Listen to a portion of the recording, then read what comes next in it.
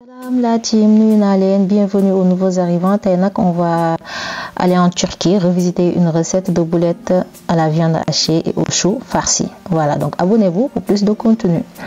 Pour commencer, dañuy jël ay pommes de terre ni xolli ko. Maintenant, après les avoir épluchées, on va découper nos pommes de terre. Voilà, en gros morceaux, donc pour éviter moutas. Et là, on va venir les mettre dans une casserole pour les faire bouillir. Voilà, donc nous ñëw def ko ci casserole bi def ci ndox def ko ci gaz bi jusqu'à ce que ça soit cuit. Voilà, donc en attendant, là j'ai un chou blanc, donc ben chou pommé bu ngand la, donc je vais utiliser juste la moitié. Bu dee chou pommé yu ndaw mom ngeen xol la quantité bo xamné ça va être la même chose que la quantité de viande hachée. Voilà, donc là comme c'est un gros chou, j'ai utilisé la moitié, mais si par exemple vous voulez utiliser de petits choux, vous utilisez la même quantité que la viande hachée à peu près. Voilà, donc là on les découpe très finement. Dañ koy fajar ba mu sew, fajar sax laa koy wax du ma nee daggat fajar ko ba mu sew rucc.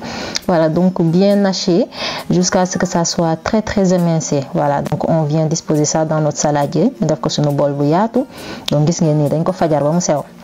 Voilà, après là j'ai un oignon rouge que je coupe en deux, donc je vais juste utiliser la moitié. Donc les sople bu xonk la, mën ngeen utiliser sople normal, l'oignon jaune ou voilà comme vous voulez, mais là je vais utiliser la moitié parce que tout simplement il y a de l'eau dans l'oignon et pour ne pas que en fait nos farces se détachent. Voilà, comme sople dafa am ndox dañuy def lu yam rek sinon kii bi day tooy mélange bi.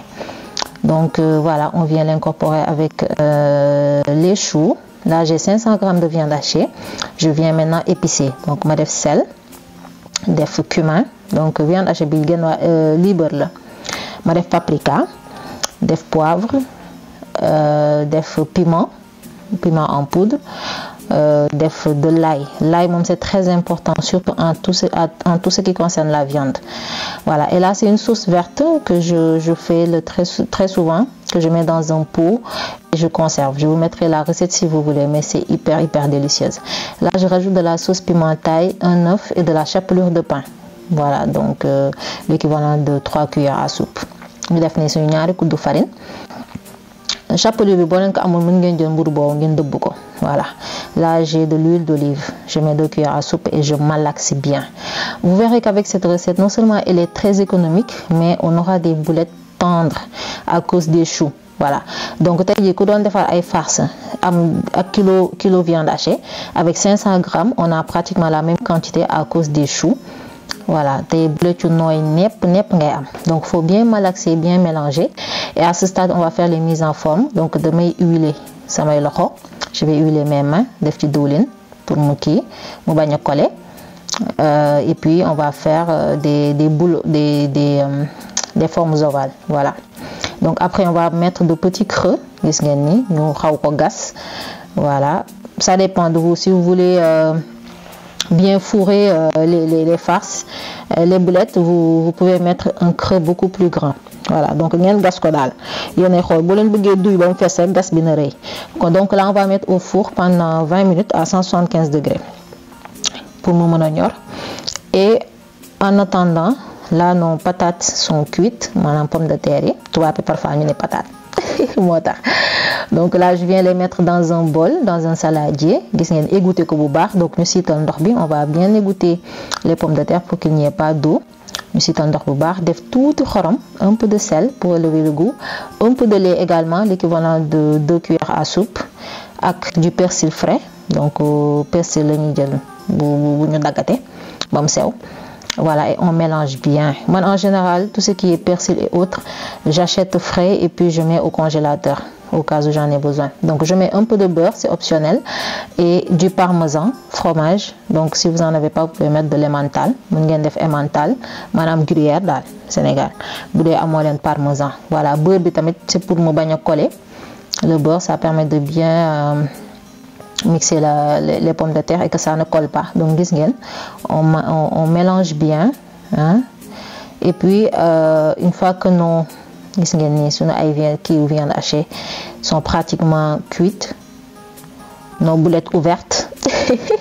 Donc je prends la purée de pommes de terre que j'avais faite et je fais des boules plus minces mais ovales également. Donc voilà, on vient les mettre dans les creux.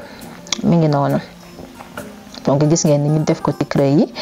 Et puis arrivé à ce stade dama jël les tomates concentrées, tomate loqati. Voilà, je mets juste une cuillère à soupe, ça suffit. Et puis je rajoute de l'eau. Ma jaxase su xawee dang, quand c'est encore concentré, je rajoute encore un peu d'eau jusqu'à ce que le mélange soit plus ou moins visqueux. Voilà. Donc day du dang du yolam daal. Et je viens badigeonner le dessus de notre purée de pommes de terre, de nos boulettes de pommes de terre. Vous pouvez utiliser de la purée, mais moi je préfère les pommes de terre, franchement. Même côté consistance, c'est beaucoup meilleur. Jël pomme de terre dafa sa bopp purée moo gën jënd sachet yi daal. Et là je viens mettre de la mozzarella et au four gis ngeen nii doré croustillant, bien gratiné, machallah. Donc gis ngeen def seen dressage. Donc j'ai râpé des courgettes, carottes, j'ai mis des tomates cerises, à gauche j'ai des betteraves et le reste de la purée. Donc ñu jàll na ci dégustation bi déggal li. Non mais la viande elle est parfaitement cuite ba pare nooy, c'est tellement doux et tendre. Ah non mais c'est trop bon, franchement. Là j'ai mis de la sauce César au niveau de nos crudités. Vous mettez la sauce que vous voulez. Donc vous voyez, tout est bien cuit, sans matière grasse.